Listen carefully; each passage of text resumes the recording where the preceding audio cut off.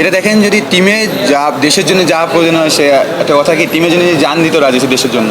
So যেখানে করা হবে সেখানে করতে রাজি আছে। আসলে দেখেন যে ভালো প্লেয়ারদের সাথে খেললে একটু ভালো স্লেজিং ওরাও করছে আমরাও করছি।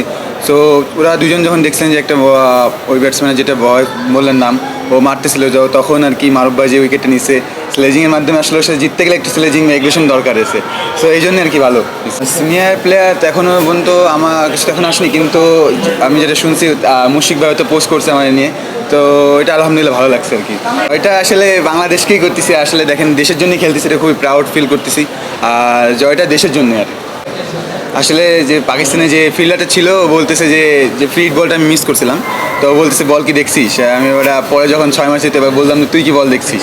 এটাই আলহামদুলিল্লাহ সব কিছু ওভারঅল আমরা ভালো করছি।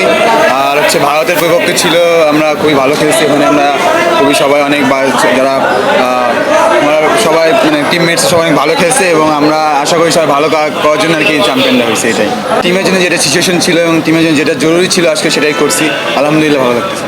আসলে ওই সময় যখন আসলে ওনারা বলতেছিল তখন আমাদের খুবই ভালো লাগতেছিল অ্যাজ এ মুসলিম হিসেবে। আর আমরা প্লেয়াররাও তারা যে দর্শকরা অনেক সাপোর্ট করছে এবং তারা সকাল থেকে আমাদের ছিল কষ্ট করছে, সবার আলহামদুলিল্লাহ ভালো লাগতেছে। জার্নি স্টার্ট হয়েছে একটা সত্যি বলতে কষ্ট ছিল, কিন্তু বাট আল্লাহর রহমতে আল্লাহ এখন এখানে রাখছে, আমি ওভারঅল সব দিকতে ভালো লাগতেছে।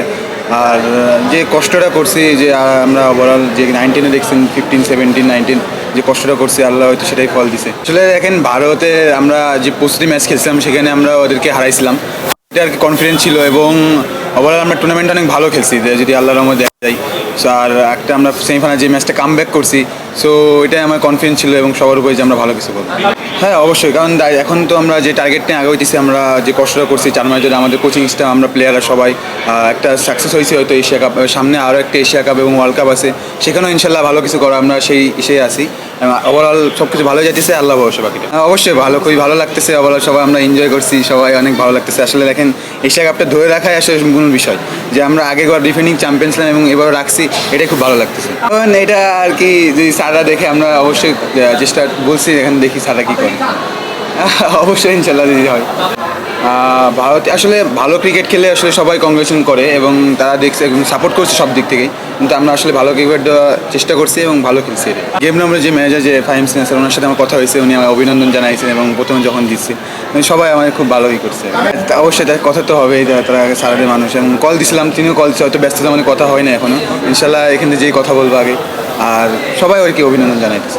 আসলে দেখেন এইসব ক্রিকেটে যখন প্লেয়ারদের মাইন্ডসেট একটু অন্যরকম থাকে, আর প্লেয়াররা এখানে আন্ডার 19 এজে ওরা একটু যদি আপনার অ্যাপ্রিসিয়েট করেন বা একটু যদি সবাই করে তখন একটু ঘাবড়ে যায়, স্বাভাবিক, আমাদেরও যেটা হয়েছে। তা যখন আমি বলছি তখন আর কি উইকেট পাওয়ার পরে অনেক সেলিব্রেশন করছে, অনেক মজা করছে সবাই। আর দেখে ওরা সকাল থেকে আসছে আমাদের দর্শকরা, আমাদের মানুষরা, তো আমাদেরকে অনেক হেল্পফুল হয়েছে ওইটা আর কি। পরে আমি বলতেছি যে তোরা করতে থাক, আমি আসি, সমস্যা নেই।